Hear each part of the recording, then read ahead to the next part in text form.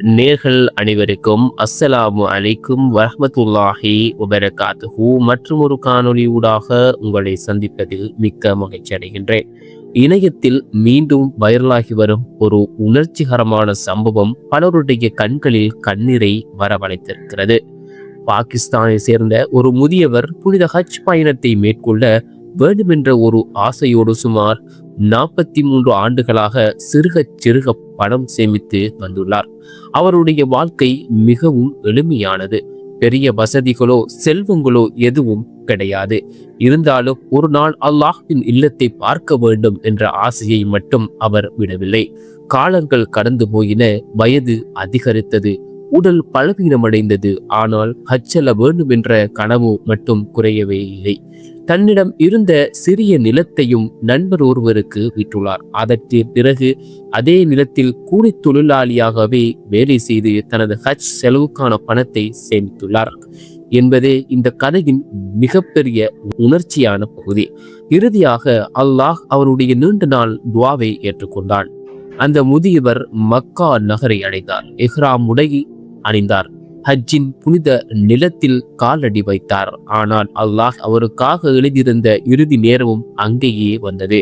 இஹ்ராம் அணிந்த நிலையிலேயே அவர் வலதுபுறமாக சாய்ந்து படுத்திருந்த போது உயிர் பிறந்ததாக கூறப்படுகிறது.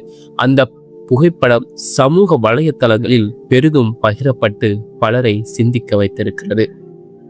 இந்த செய்தி முதலில் 2018ஆம் ஆண்டு வெளியாகி வைரலானது. தற்போது மீண்டும் பல சமூக வலைத்தளங்களில் பகிரப்பட்டு வருகிறது. அவர் உண்மையில் பாகிஸ்தானை சேர்ந்தவர் என்பது உறுதிப்படுத்தப்பட்டாலும் அவரது பெயர் மற்றும் குடும்ப விவரங்கள் முழுமையாக உறுதி செய்யப்படவில்லை என தகவல்கள் தெரிவிக்கின்றன. ஆனால் இந்த சம்பவம் நமக்கு ஒரு பெரிய பாடத்தை சொல்லியிருக்கிறது. உறவுகளே, இந்த உலகத்தில் மனிதன் எந்த அளவு திட்டமிட்டாலும் இறுதி முடிவு அல்லாஹ்விடம்தான் இருக்கிறது. அல்லாஹ் அல் குர்ஆனில் கூறுகின்றான், ஒவ்வொரு ஆத்மாவும் மரணத்தை சேர்க்கும். சூரா அல் இம்ரான் 185வது வசனம். மேலும் அல்லாஹ் கூறுகின்றான், நீங்கள் எங்கிருந்தாலும் மரணம் உங்களை அடைந்தே விடும். சூரத்துல் நிசா 78வது அத்தியாயம். நபிகள் நாயகம் ஸல்லல்லாஹு அலைஹி வஸல்லம் அவர்கள் கூறினார்கள், ஒருவன் எந்த நிலையில் மரணிக்கின்றானோ அதே நிலையில் மறுமை நாளில் எழுப்பப்படுவான். சஹீஹ் முஸ்லிம். இதை கேட்டவுடன் பல முஃமின்களின் மனதிலும் ஒரே எண்ணம் தான் வரும், நாம் அல்லாஹ்வின் பொருத்தத்தோடு நல்ல நிலையில் மரணிக்க வேண்டும். உண்மையிலேயே உலக வாழ்க்கை தற்காலிகம். பணம், பதவி, புகழ் எதுவும் நம்மோடு வரப்போவதில்லை. ஆனால் ஒரு நல்ல நியத்து, ஒரு உண்மையான துவா, ஒரு சின்சியரான அல்லாஹ்வின் மீது வைத்த நம்பிக்கை, இவைகள்தான் மனிதனை உயர்த்துகின்றன.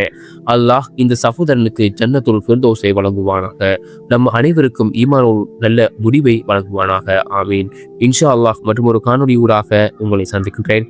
அஸ்ஸலாமு அலைக்கும் வரஹ்மத்துல்லாஹி வபரகாத்துஹு.